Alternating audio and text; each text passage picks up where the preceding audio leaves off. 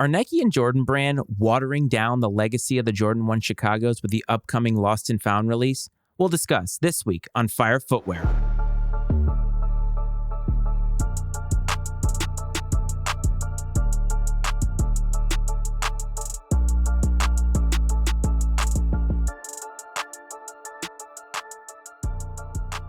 What's up, my sneaker fam? Welcome back to Fire Footwear, a sneaker podcast hosted by me, Matty Ice, and this is a part of the Matty Ice Media Network. I hope that this finds you well, and I want to say welcome to everybody old and new in terms of listenership. I appreciate every single one of you. A few weeks ago, I did a narrated episode that outlined a little bit of a brief history of the Jordan 1. Obviously, it wasn't complete. Obviously, I don't have the time to go and research it completely, but I thought it was an interesting take and a look on the Jordan 1. And in it, I talked about how it was considered the sneaker that started it all, and I mean sneaker culture. And really, when you think about it, it is what sneaker culture is today. And it was started when Michael Jordan signed on with Nike and the Jordan 1 was born. And if you went out today and you went out into the street and you polled sneakerheads everywhere and you asked them what shoe they think of when they think of the Jordan 1, my guess is that the Chicagos would be the colorway that everybody would talk about. It's an interesting thing. And what we have now is, I think it was on November 18th, we have a new release of a Jordan 1. And at first it was called the Jordan 1 Chicago Reimagined. And everybody flipped out when they saw that there was going to be a Jordan 1 Chicago release, because the Jordan 1 Chicago is the shoe of shoes.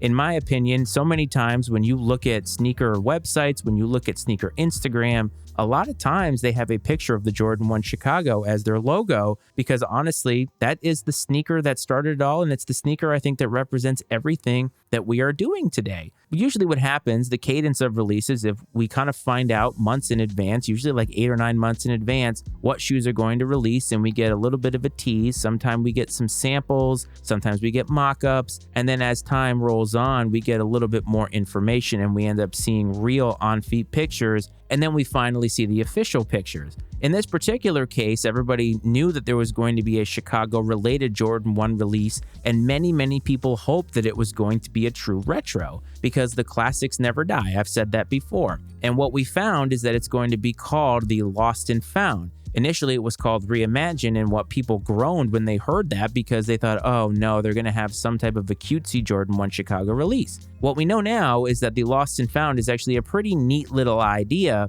The concept is that you got access to a mom and pop store's inventory and you found an old pair of Jordan 1 Chicagos out there from 1985. Obviously, the concept is just that, is a concept. And while it is cool, obviously it couldn't happen in reality, because if you found a near 40-year-old pair of sneakers, there's no way it's going to be intact. But Nike went the distance in making it as real as they could, having a little bit of a weathered leather on the collar, having a yellowed outsole. The box obviously looks worn. It is a very old box in terms of nostalgia. There is a slip from a mom and pop store in there. They really went the distance to try to make this release feel as vintage as possible. And I think that that's actually a really cool idea. As I was perusing the internet doing some research, my initial topic for this episode was going to be the Jordan 1 Chicago release history. And while that is interesting in the fact that there's so many inspired shoes, I came across an article that questioned the validity of this particular idea.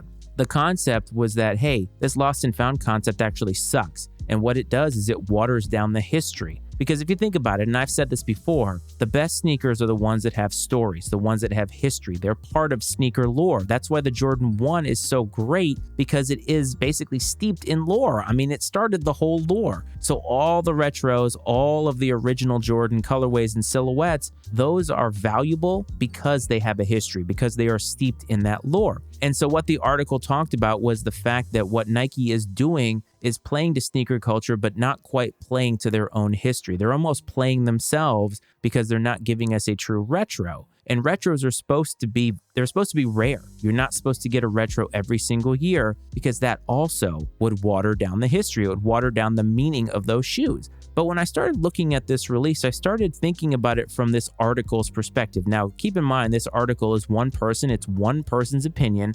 But today in sneaker culture and today in our world, opinions matter. People have opinions and they're going to share them. And I could see where this person was coming from. When you take something as classic and iconic as the Jordan 1 Chicago, a shoe that everybody wants but not everybody can get, when you are taking it and not giving it the full treatment, the full retro treatment, what you're doing is kind of watering it down a little bit because it feels very gimmicky. Anybody who has this shoe obviously has it in 2022, and a lot of people that are buying shoes today and wearing them aren't necessarily people for whom sneaker culture was a thing until it became profitable and cool. Nowadays, sneakers are cool. They're worn by everybody. And it kind of makes me feel a little bit like a poser at times because I get into the sneaker game a little bit later in 2018, obviously. But my history with sneakers had gone all the way back from childhood. I just wasn't able to have them materialistically in front of me or buy them because it was something that sort of passed me by. My life path went a different direction from sneakers, and it came back around as I was an adult and had money and could actually buy things for myself.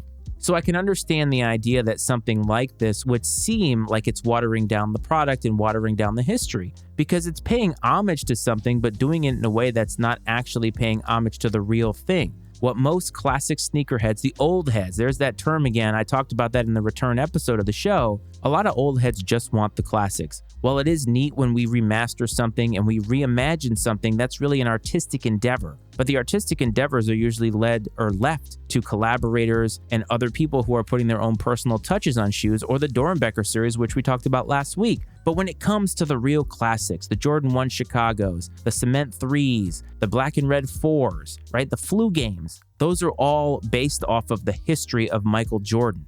Remember, sneakers weren't what they are today back in 1985. The Jordan 1 Chicago was part of many colorways that came out of the Jordan 1, but when the Jordan 1 released, it sold out, they restocked, it sold out again, and then it became discounted. It was something that actually bricked, and they couldn't actually sell it in the volumes that we see today. And it wasn't until the Jordan 3 really resurrected Jordan Brand, but it wasn't Jordan Brand. They were just Air Jordans back then. Today, we know all of them by number, and we know all the colorways of all the numbers because there is a huge lineage of Jordans that has come out. But back in the day, that wasn't the case. Back in the day, they were just Air Jordans. If you went to a mom and pop store to buy them, you were looking for just Air Jordans. It didn't matter which ones they were.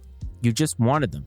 Nowadays, it is different. However, I think that there is some validity to the idea that even reimagining them and giving them this kind of storied treatment is paying homage to the lore and the history of them. Because if you think about it, there are probably pairs of Chicagos laying around somewhere. It doesn't have to be in a mom and pop shop. It can be in somebody's basement. It can be in somebody's storage unit that is sitting around and has been sitting around for many, many years. And somebody who's not locked into sneaker culture, who doesn't know anybody who's locked into sneaker culture, just happens to have this, whether they inherited it from somebody who is deceased, whether it's their kid who has left a whole bunch of things behind, you name it. In my dad's attic, there's a whole bunch of baseball cards that I haven't looked at in almost 30 years, but they're there, and there could be some very, very valuable pieces in there. I will know whenever it is I go through it. And the same concept is kind of here. Now, as to the idea as to whether somebody buying them is a poser or not, well, honestly, I think we just have to come to grips with the fact that sneaker culture today is not what it was back in the late 90s, early 2000s. I think that there was a peak of what sneaker culture was when you had a more physical aspect of it, where you had to go and make physical trades, where you had to go and buy shoes. And that's what I talked about. The old heads love that stuff, and that history and what it means to them is valuable to them. And so when a lot of people see reimagining things like this, I think it does take them down to a place where it's not as meaningful. It doesn't have the same punch. And I think they look down upon it. And I think that that's completely valid. But in today's game, where a vast majority of people buying these sneakers really have no idea what the history is, and that may include you, and maybe that's why you're listening. And thank you. I hope that I'm informing you or giving you a little bit of history. But if you're really, really young, you probably haven't watched the game of basketball when Michael Jordan was playing. Whereas people that are my age or a little bit older remember his entire career. 1985, when the Jordan 1 came out, I was 2 years old. Obviously, I was way too young to appreciate what Michael was doing then. But fast forward to 1991, when I was 8 years old, I was old enough to watch sports, and I was young enough to be impressionable to where Michael Jordan blew my mind. What he was doing on a basketball court was so enrapturing, and I watched every single NBA Finals from 1991 to 1993, and then when he came back, I even had his baseball card. I remember Michael Jordan playing, and I think that when you think about the debate of who is the best player of all time, for many people, it is steeped in nostalgia from whatever era that they grew up in. So quote unquote, the kids today who are buying these sneakers don't really understand why the reimagining and lost and found aspect is cool. It's just a sneaker that they want. And it's a sneaker that other people around them want. If you're in high school right now, this is the sneaker of the year for you. You are trying to get it. And it's going to be very, very difficult. There are a lot of groups out there who are going to try and help. Soul Savvy is one of them. I used to be a member. I think what they're doing is wonderful. Even though I don't have the same love at that level, I do appreciate that they're trying to help people not spend as much money on the open market or the aftermarket as they could. But when it comes down to it, the Jordan 1 Chicagos are really an influential shoe. So obviously the debut release came out in 1995. That is considered the colorway that started it all. They didn't retro it again until 1994, and that was when Michael had retired. Michael was playing baseball at this point, but that was the first retro that it released, and it was very, very similar to the 85. We didn't see another retro until 2013, obviously well after Michael had retired. This one had a little bit of changes. There was some Air Jordan branding on the tongue and the heel, and it really stands out as being almost a reimagining rather than a true retro. In 2015, they saw a third retro, so it's amazing that they went 9 years in between all the other retros, but 2 years, because I think what happened is the backlash that came from that 2013 release saw a return to traditionalism and another remaster of it that I think was more truer to the 1985 and 1994 form. So if you have the 85, the 94, the 2013, and the 2015 sitting by themselves to compare, I think what you'll see is the 2013 100% stands out and not in the ways that most people want. 7 years later, we have the Lost and Founds. Now, there have been some other shoes that have been inspired by the Jordan 1s. Ones I used to own were called the Jordan 1.5s, the returns, and what it did was it combined the upper of the Jordan 1 Chicago with that classic white and red look, and the outsole the Jordan 2. Now, there's history to that too, because when Michael came back from a knee injury in his second season, the Jordan 2 outsole was the way that they tried to make the Jordan 1, which was his only Jordan at the time, technologically up to date for his bum knee. And that's how that shoe came along. It never really came to fruition in terms of mass production until 2015. I owned a pair. The materials weren't nearly as good as I would have hoped for out of a Jordan 1 with the Chicago look, but hey, it is what it is. But over the years, we have seen many Chicago-inspired releases, and I think that when you think about a shoe like the Jordan 1 Chicago, it is the shoe that started it all because it's been so influential. Now, here's some of the ones to consider. Your mileage may vary on which ones you like, but I think the one that stands out to me the most was the Off-White Chicagos from the Virgil Abloh series, the 10. Amazing. They're probably the most repped. They're probably the most expensive of the 3 Jordan 1s that he remastered in a DIY kind of look or deconstructed look. They're hot. They're really, really hot, and they pay homage to the history. The Trophy Room Chicago 1s from recently, when they iced out Michael Jordan in the 1985 All-Star Game. When Marcus Jordan, his son, in Trophy Room, designed them. Now, there's a lot of extracurricular activities that took place around that in terms of backdooring, but the idea was that it looked like a Jordan 1 Chicago just with some different flares on it. Those sold out immediately. People are paying a lot of money for those. So that's a reimagining. So how much different is that from the Lost and Found? Then you have the Chicago SB Dunk Lows, which were amazing. Now, I don't believe that they released here in the States. I think they were a European release. I can't remember. But obviously, those are directly descendant of the Jordan 1 Chicagos. The Jordan 312s, which were a widely panned silhouette. I actually have a pair of them that I really, really like, but they did a Chicago colorway of those, I think in a low top. The Chicago golf shoes that came out, I think, in 2021. Even those sold out. How many sneakerheads are actually playing golf? There's probably a lot of them, but not enough to make a mass release that would sell out. I mean, those golf shoes are expensive. And the other one that I think of is the 2018, the Black Toe Unions. Now, the Black Toes, of course, are a Jordan 1.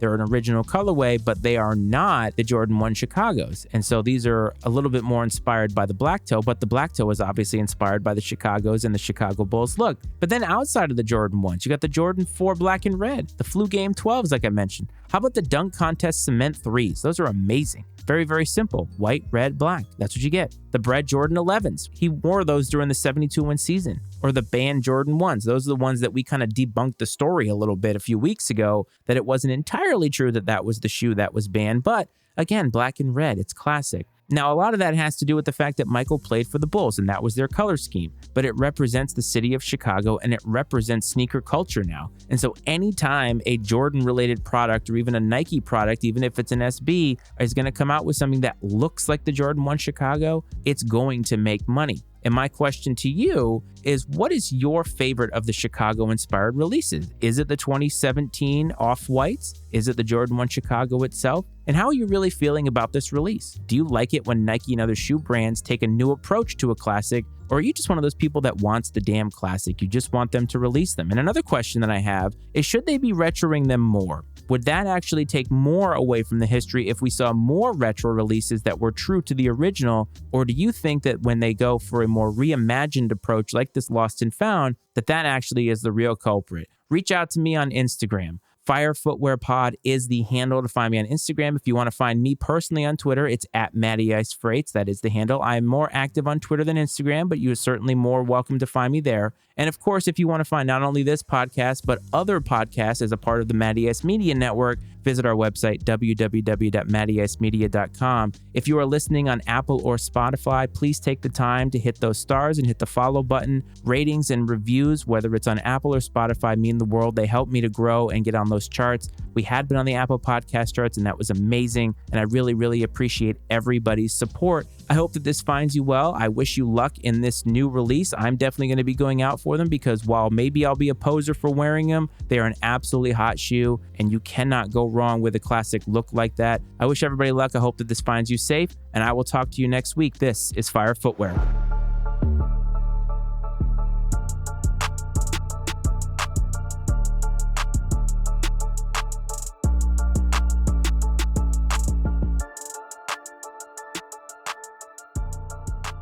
The opinions and viewpoints expressed on Fire Footwear are those of Matt Frates and his guest, and not necessarily those of the Matty Ice Media Network. Fire Footwear is exclusively owned by Matt Frates and is brought to you by the Matty Ice Media Network.